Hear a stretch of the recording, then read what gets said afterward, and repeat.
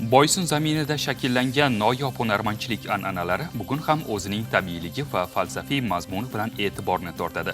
Ana shunday bebaho meros namunalaridan biri bu G'ajir Nay. Hatto nomidan ham insonda katta qiziqish uyg'otadigan ushbu noyob cholg'u asbobini yaratish jarayoni o'ziga xos sabr, mahorat va chuqur bilimni talab etadi.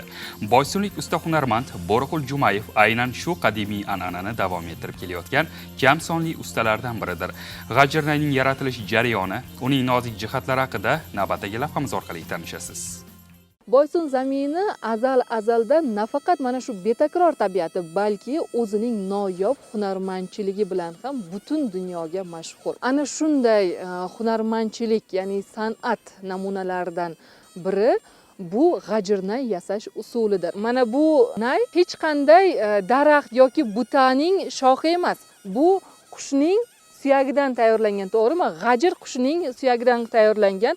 G'ajir bu Qizil kitobga kiritilgan qush hisoblanadi. Aslida uni ovlash mumkin emas, lekin siz buni qanday qilib olasiz, uni suyagini qanday qilib yasaysiz buni? Qo'limdagi so'z G'ajir Nay so'z deb nomlanadi.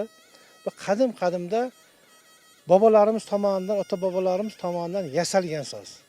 Ma'lum vaqt yo'qolib ketgan. 90-100 yillar orasida yo'qolib ketgan so'z.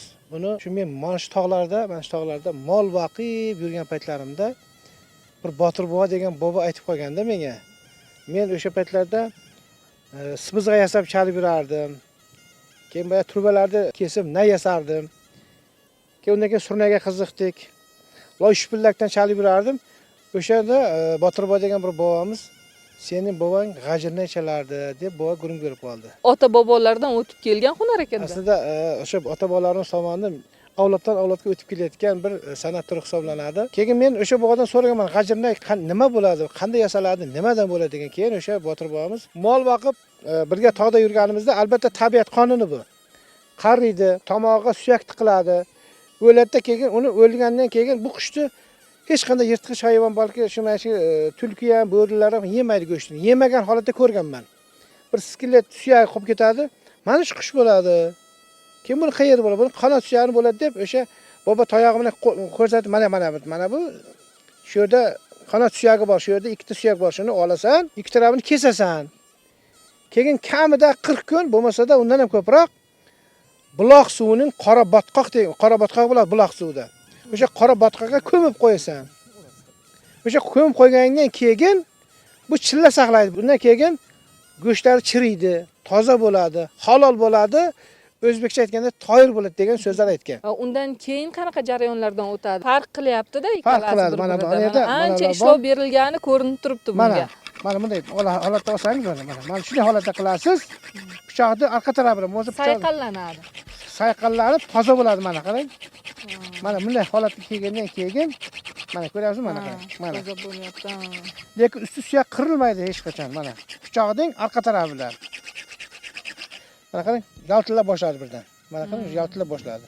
Demak, G'ajir Nay yasash katta mahorat va sabr toqatni talab qiladi. Avval xomashyo tayyorlanadi, keyin uni tozalanadi, yuviladi. Ma'lum muddat o'tgandan keyin mana shunday nay holatiga keltiriladi.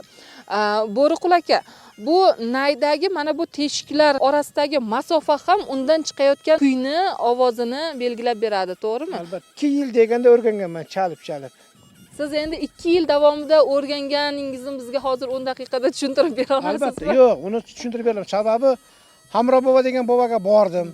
Bobojon dedi, men shuni G'ajir Nay yasadim. Keyin bobo ko'rdi, bu nima teshiklar ko'p dedi. Aslida 3 teshikli bo'lish kerak dedi. To'g'ri, bu 3 teshikli bo'lish kerak. Men o'zim sibizg'a yasayman, boshqa qilaman. Keyin ovozlar yaxshi chiqara boshladim-ku. 3 teshiklining ovozi ohang chiqmadi.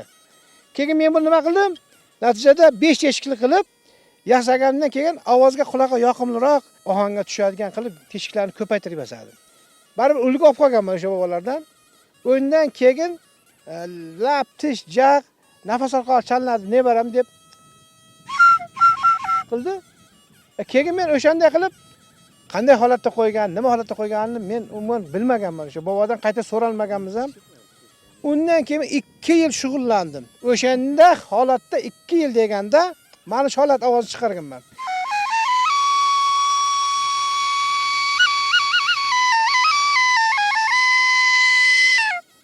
o'g'lingiz ham shu g'ajirnayni yasaydimi? Yasaydi ham, bu chaladi ham. O'g'lingiz bilan birga chanqoviz bilan g'ajirnayni birgalikda jo'rligida chalib bersangiz. Yaxshi bo'ladi. Bitta yo'lida chal beraylik.